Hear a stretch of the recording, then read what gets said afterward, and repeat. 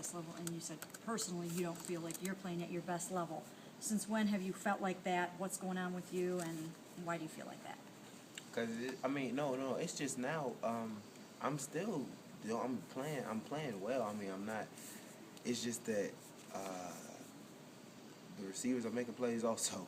Brandon Marshall is a really good player, and sometimes when those 50-50 balls, usually I'm making the play. He made the play last game on a couple of them.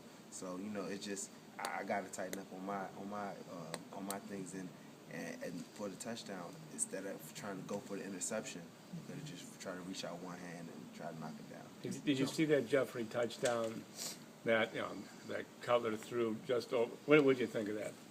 Yeah, that's just Gibson. He was playing so good, and his ball skills. He has probably.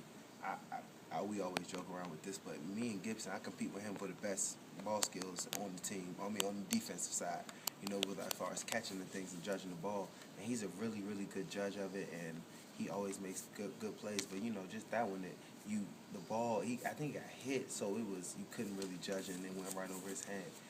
And that's just so unfortunate and unlucky because Gibson, if anybody, I would have thought, he would have been able to judge it. But that it's just the ball.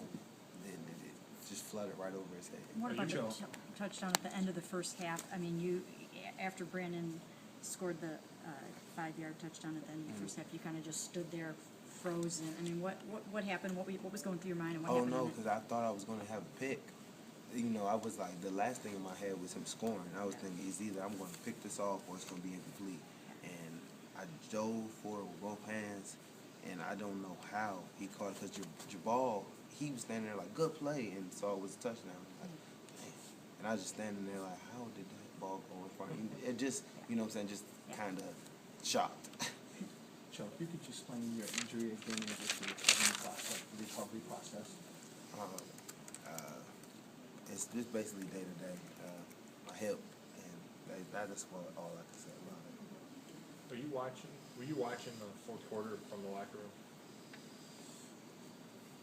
I probably started watching like 6 minutes left. Are you out there thinking, or in there thinking, if I'm out there, maybe this doesn't happen?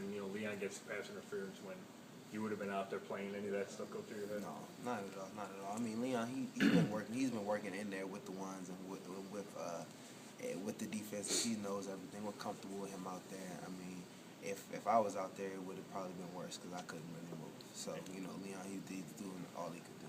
Joe, if you can't, sorry, go ahead. Go ahead, Nate. Sorry. If you can't go Sunday, what will you tell Posey and McFadden, who would obviously get more playing time, and what can we expect from those guys? What do you know about them that we don't know?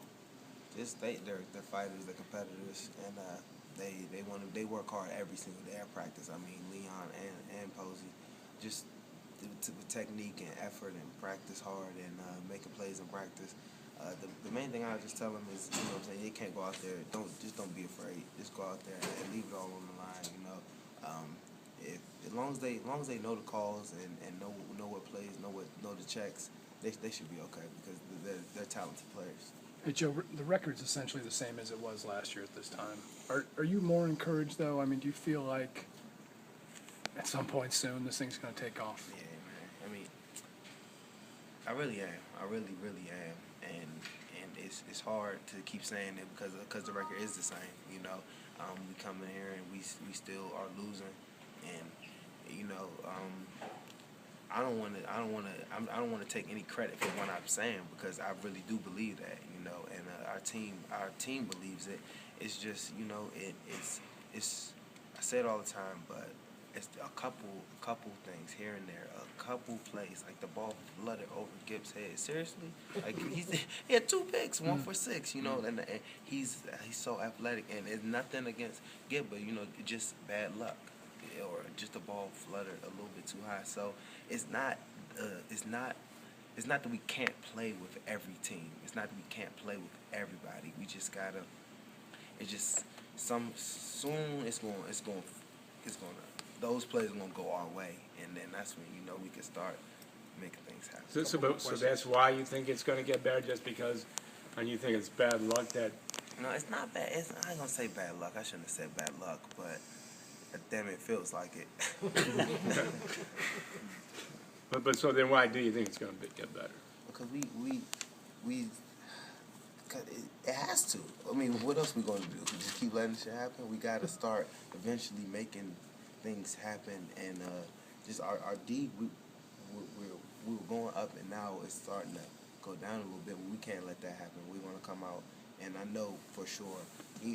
Just the meeting we had today, is every time they're not the same meetings when we come in. Like, all right, guys, we did good. Let's just, you know what I'm saying? Let's here we go now. It's more of we're sitting down and we're really sitting having legit conversation. Like, dude, why did this happen? You know what I'm saying? What do we need to change so this doesn't happen? This is not the same old Browns. We're not going to hit. Nobody's saying that. So we just believe like we know we can make it happen. So we're really having conversations with the leaders, with the coaches. Coaches are talking to players. They're asking for our input, and we're legit having interaction. Like, all right, this is not going to be like this for long. It's going to change. How are we going to change it? So between the coaches and the players and everybody, we're really trying to figure out ways to make that change, because something has to shake, basically, and we're trying to figure out what's that going to be. Do you take it upon yourself sort of to put the team on your shoulders in big moments because, you're such a high pick and because you're like Pro Bowl caliber cornerback? Do you feel like in big moments these past 3 games you need to come up with that knockout play at the end? That's one thing that we don't want to have on the team, because that's what we've been doing. That's what, just trying to do extra, trying to go above and beyond, when the thing that's got us playing so well is doing our job. Everybody's just doing their job. If you have the A-gap, play the A-gap. If I have my man inside leverage, take away inside leverage. And it's just that, when it's getting to the nitty-gritty, say I have outside leverage and he runs an inside breaking route, and I know I have help, and I'm trying to jump that and he runs a return route. It's just me trying to make more plays. Or somebody has an A-gap and they see the running back coming into the B-gap, throw out and go to the B, and then he runs through the A.